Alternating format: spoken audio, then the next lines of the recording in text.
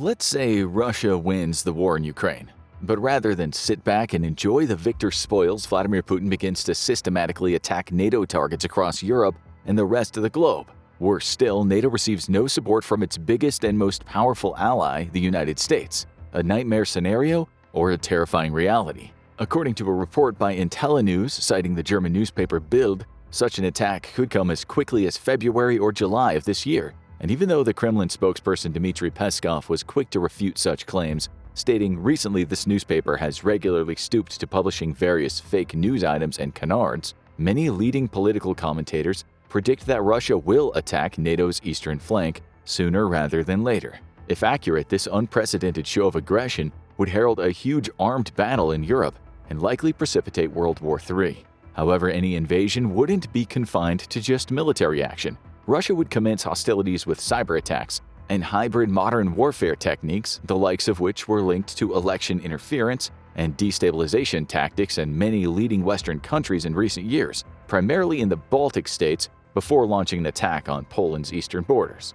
To understand how these predictions have gone from mere scaremongering to genuine concern, we have to rewind the period immediately preceding Russia's attack on Ukraine. We're talking about Putin's repeated warnings to the West regarding NATO expansion into Central and Eastern Europe, and ultimately a new NATO base in Poland. Let's not forget the NATO-Russia Founding Act of 1997, ostensibly prohibiting the U.S. from having permanent bases in the region. In a report from the New York Times, the case for invasion of Ukraine was outlined by Russia as follows. It's a fact that over the past 30 years, we have been patiently trying to come to an agreement with the leading NATO countries regarding the principles of equal and indivisible security in Europe. In response to our proposals, we invariably faced either cynical deception and lies or attempts at pressure and blackmail, while the North Atlantic Alliance continued to expand despite our protests and concerns. Has Putin got a legitimate reason to feel aggrieved? And is Russia's current stance somewhat justified? Not according to the U.S. They feel that Putin effectively nullified the act with his annexation of Crimea in 2014 and subsequent invasion of Ukraine 8 years later.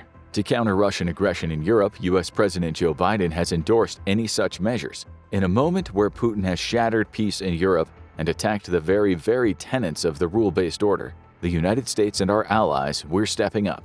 He feels the U.S. is in the midst of a fight between democracies and oligarchs. The figures speak for themselves. There are now around 100,000 U.S. troops temporarily deployed in Central and Eastern Europe. And while that might appear to be a small number compared to the 370,000 troops that were deployed in Europe in the late 1980s before the fall of the Berlin Wall, it still constitutes a significant force, one that has irked Moscow for years. But if that's the case and the US is keen to further expand its European military presence, why can't NATO rely on the superpower's support, especially if Putin does the unthinkable and attacks their bases in the Baltic states and Poland? That question has many complex, multifaceted answers, but perhaps the biggest and most relevant of those imponderables is the upcoming U.S. presidential election.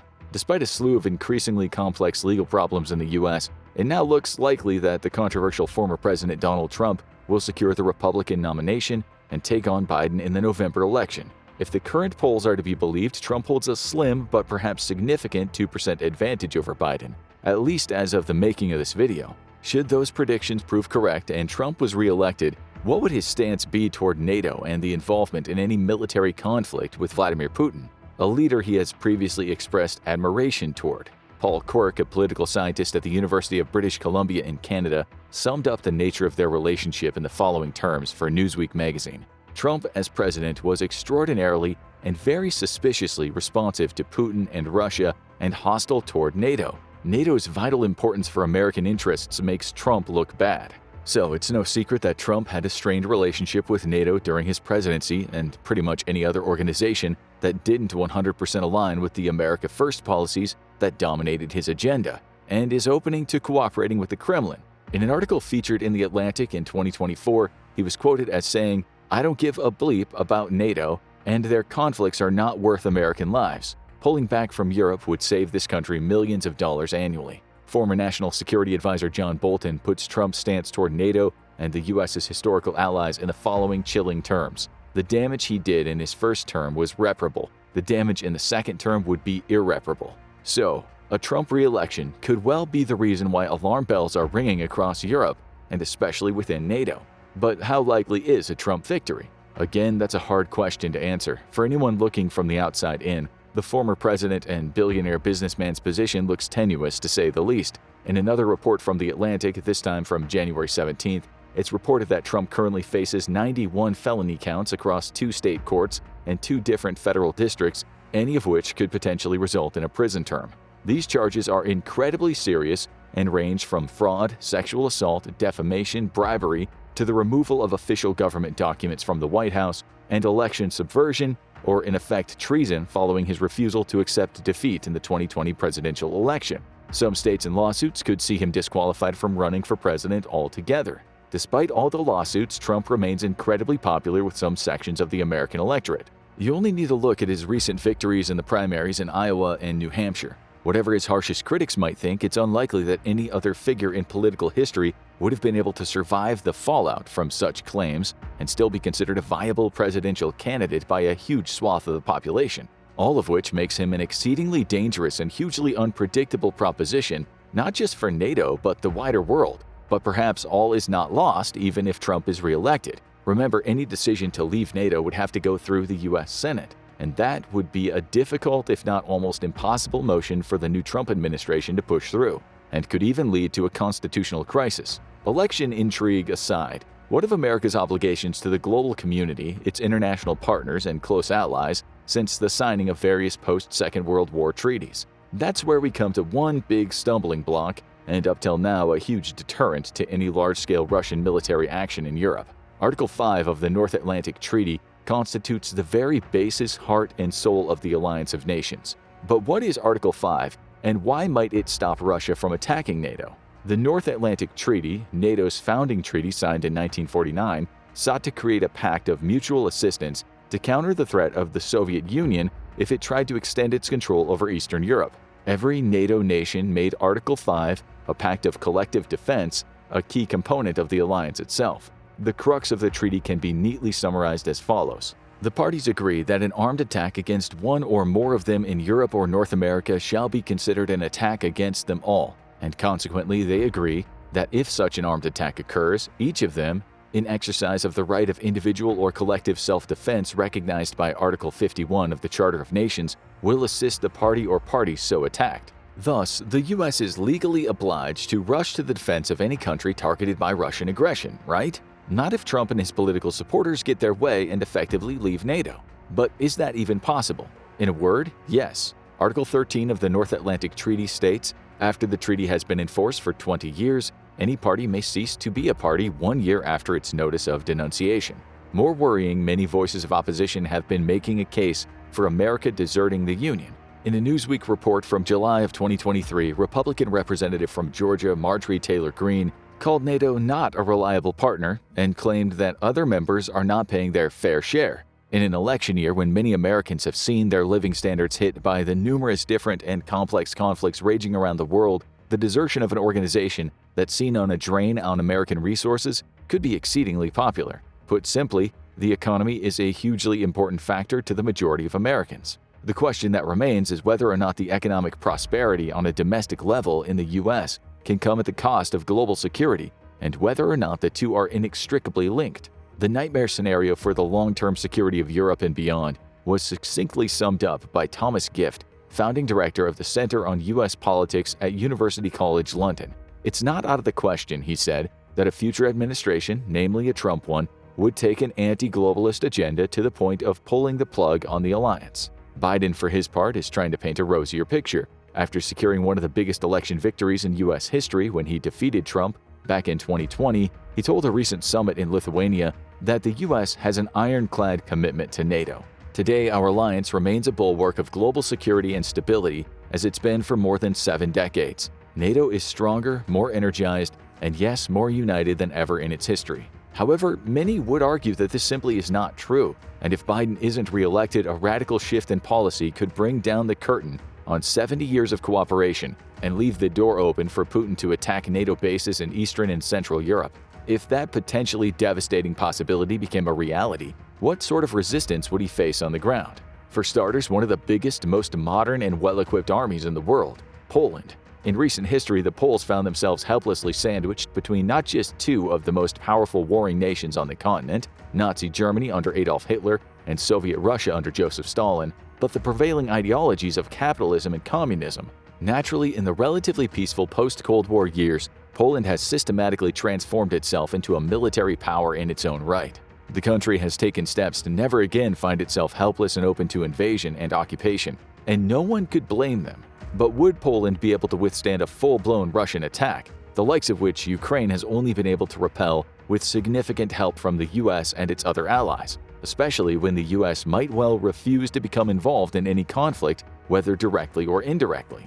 Let's look at some facts and figures. According to a Euronews report from 2023, Poland has big plans in regard to strengthening and expanding its military. Over the next 10 years, Warsaw wants to recruit about 150,000 troops, bringing its army from the current 128,000 active personnel and 36,000 territorial defense troops to 300,000 soldiers. By way of comparison, the UK, a nation with a long and proud military tradition, had 142,560 personnel serving in the British Armed Forces in 2023. It's an indicator of not just how far Poland has come, but how seriously the country is taking its military defenses in an increasingly uncertain world.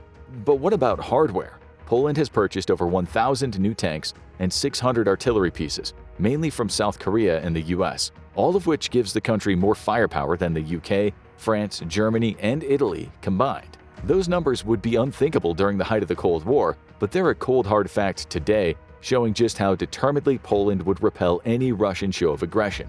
But it doesn't end there. They also boast 33 new M1 Abrams tanks as part of a €4.5 billion or $4.9 billion order of 250. Poland is also waiting the delivery of around 1,000 K2 Black Panther main battle tanks from South Korea, 10 of which are already in their growing arsenal. Toss 180 K2s to the mix, expected by 2025, and up to 820 additional tanks, and you get an even better idea of just what Poland currently brings to the table and what it'll be capable of in the short to medium term. When it comes to the country's emerging artillery capabilities, Poland spent €9.2 billion to purchase 468 HIMARS rocket launchers.